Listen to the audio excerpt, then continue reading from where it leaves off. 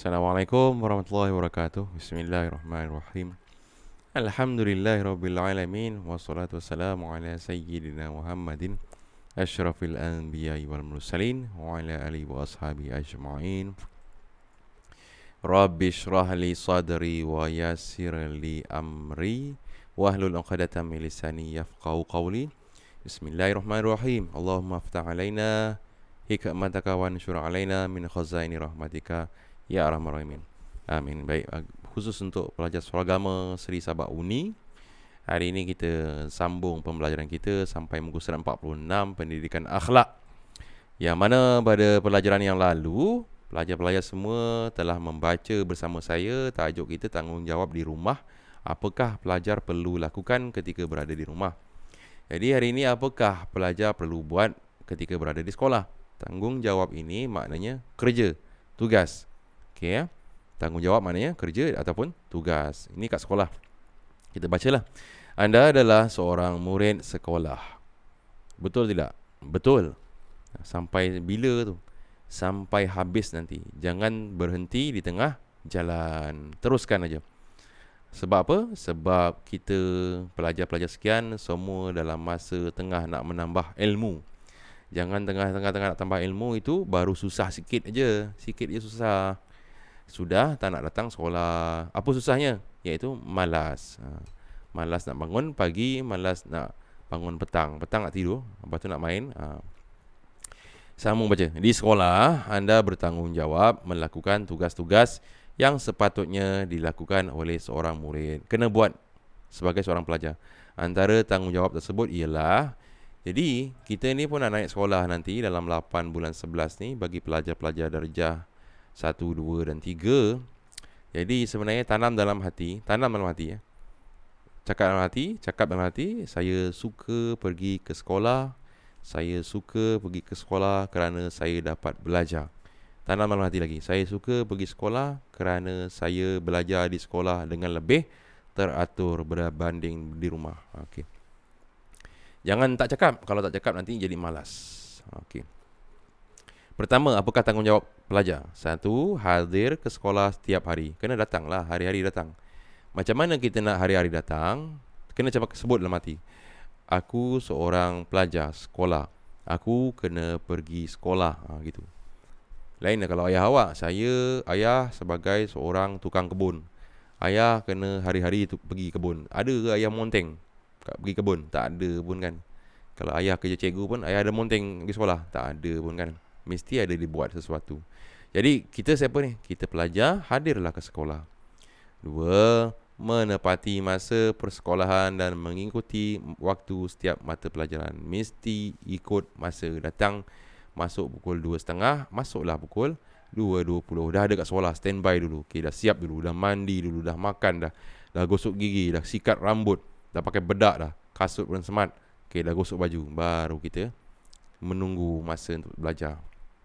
Okay, sambung lagi. 3. Belajar dengan bersungguh-sungguh.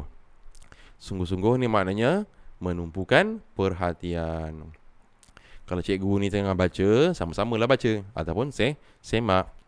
Kalau cikgu soal, hendaklah dijawab. Jangan tak tahu. Memanglah semua pelajar tidak tahu, kerana itu perlu belajar. Jawapan tidak tahu tu apa? Jawapan tidak tahu tu sebenarnya orang yang malas nak ni. Kena cuba jawab ya. Yang keempat, mematuhi peraturan dan disiplin sekolah. Pakai songkok semua. Pakai baju pun kemas saja, putih. Kenapa pelajar-pelajar disuruh pakai baju putih? Supaya dapat mendisiplinkan diri, belajar kebersihan. Kalau kena kotor sikit kan, kotor dah baju tu. Kasut pun sebenarnya memang sepatutnya putih, tapi sudah ditukar hitam.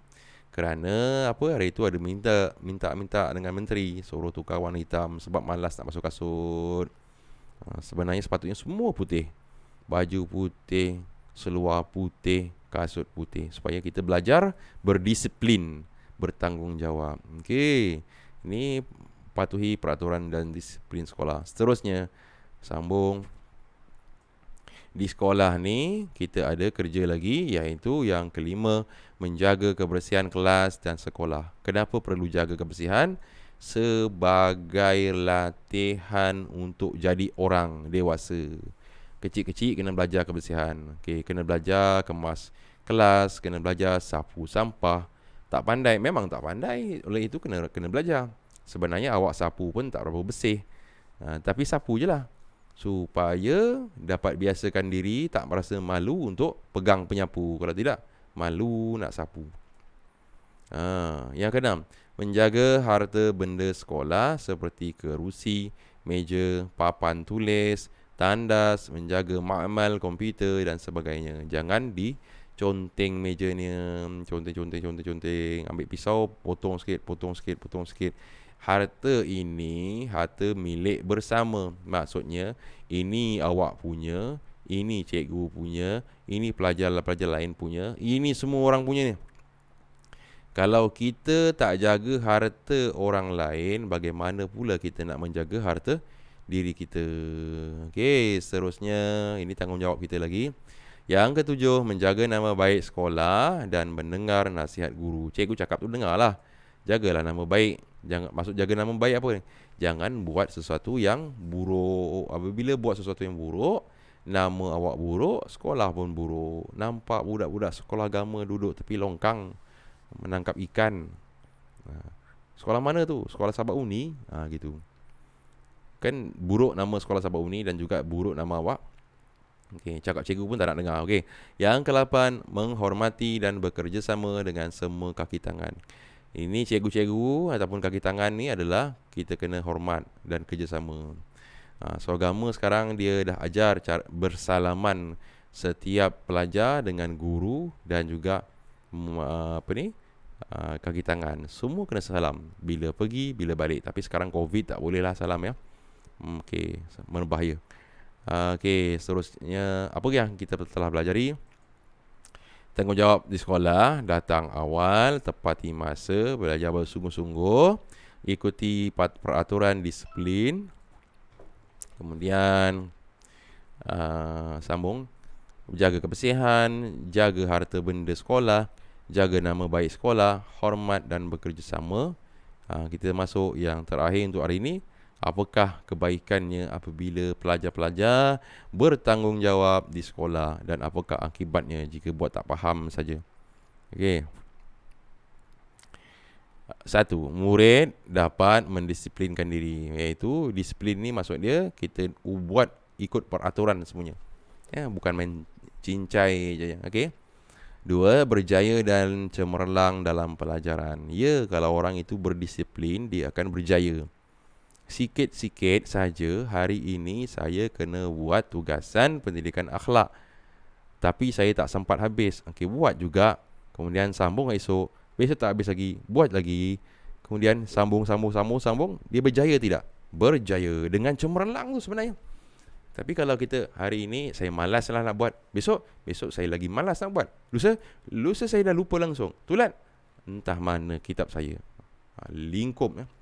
Yang ketiga, dapat mengharumkan nama sekolah.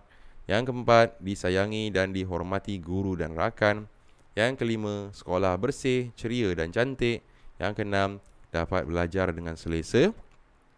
Yang ketujuh, peralatan sekolah terjaga.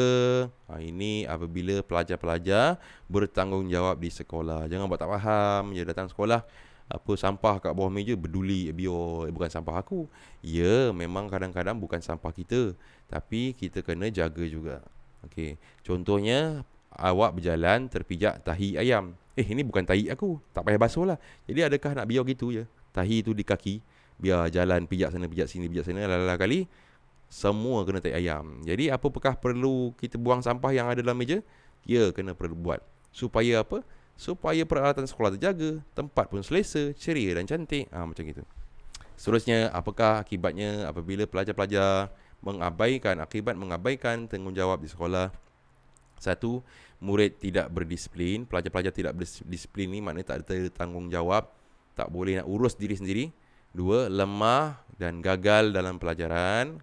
Memang terus terang, kalau pelajar itu lemah, tengok cara kehidupan dia. Dia itu berdisiplin tidak? Bertanggungjawab tidak? Buat kerja tidak? Tak ada. Baju kemas ke selekeh? Selalu pelajar yang gagal ni kemas ke selekeh?